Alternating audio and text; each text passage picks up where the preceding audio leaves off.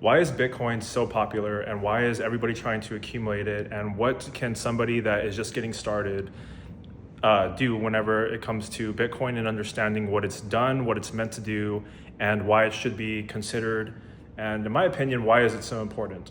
The number one reason is because whenever it comes to the whole money and monetary system, governments basically need to print money to fund their own accord, and that's how they keep the world going. It's all derived on debt, and a lot of people, by design, are kind of left in the dark, and they don't really understand what's going on in the background. They just know that whenever they're going to go buy things, their money seems to go less and less because essentially they're just getting printed away into oblivion. And so basically the government needs to print money so that they can continue to fund all of the systems in place and essentially enrich the people that are, your politicians and all those kinds of people.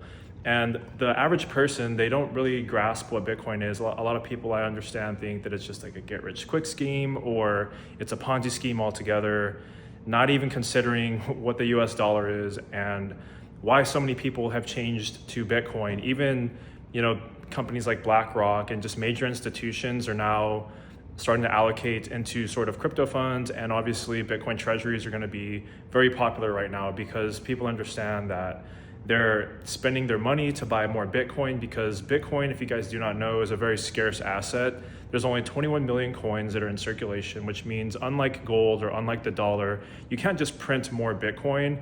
And realistically speaking, since Bitcoin was created around 2009, there's been a lot of people that have either lost their wallets, they've passed away, and a lot of those coins are taken also out of circulation. And so Bitcoin, whatever you want to say about it, is a very scarce asset, and people do see a lot of value because you can essentially transfer this anywhere around the world at a fraction of a banking cost.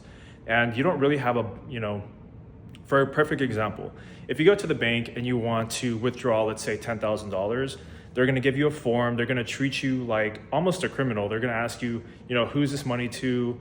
Why are you doing this? Where did you get this money from? And by the way, it's going to be this much of a fee, and it's going to take you a few days to actually get the money. Whereas if you have this money in Bitcoin, especially in a wallet that you control, you can essentially send this around the world whenever you want at any time of the day. There's no, cutoff time like a banking system. And so people do see a lot of value in that. And not only that, but they also see it as, a way to preserve their wealth, because if you're holding on to something in the bank, which is, a dollar, and the banks are lending out your money and simultaneously the governments are printing more of the dollar, then you're getting inflated over time. And so what that means is you're going to be able to purchase less effectively every single year because of how much money is being printed and taken into the circulation.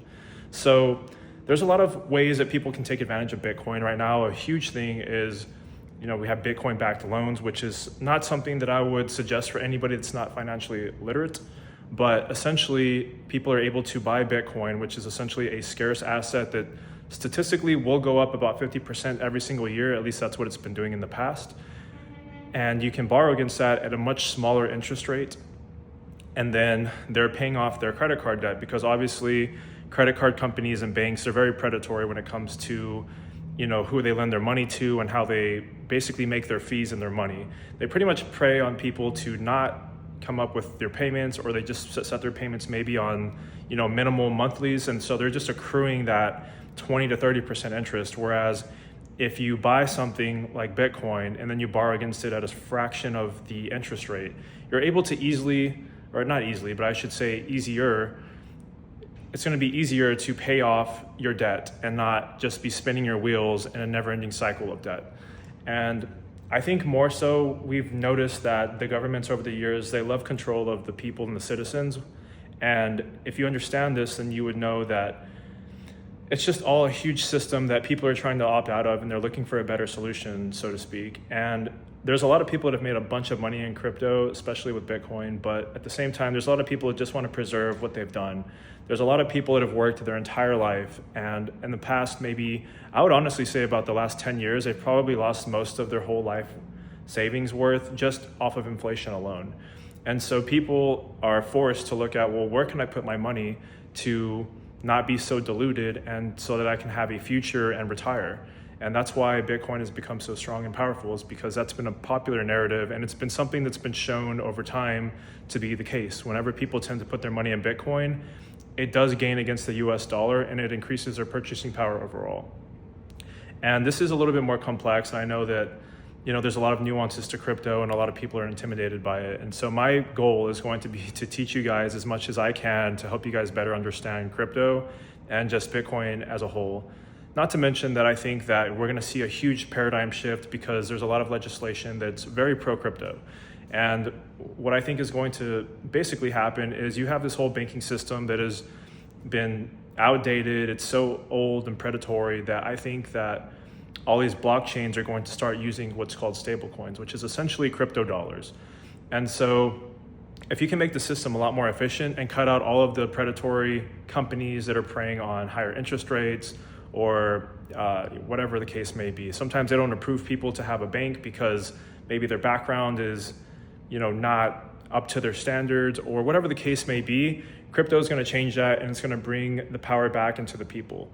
And so I can see this being a huge thing in the future, and it's already a big thing right now, just bluntly speaking. And so I'm very excited to see how the future is going to pan out. And like I said, I just hope that everybody understands at least what Bitcoin is. You don't have to love it or get involved immediately, but at least get educated about it so that you can have an informed opinion before you decide whether or not this makes sense for you. And if you're new to crypto or have any questions, my name is Andrew. I've been doing crypto since 2016, and I help everybody navigate the blockchain, Bitcoin, and their monetary and financial literature. So I'll see you all soon.